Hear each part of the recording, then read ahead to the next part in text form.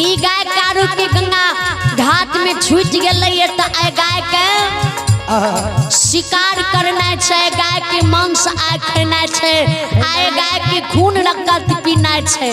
ये तो जोगिया बैरोगिया गे कमला हमरा देख गेल रहे, हमरा कतरा के झाड़ में छुपल देख गेल रहे। तो जोगियो कतरा के झाड़ में छुप गए।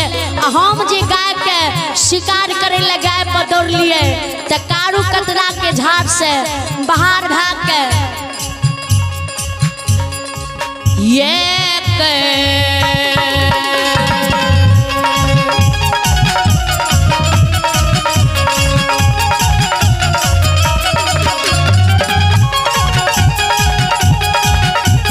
कमला झटहा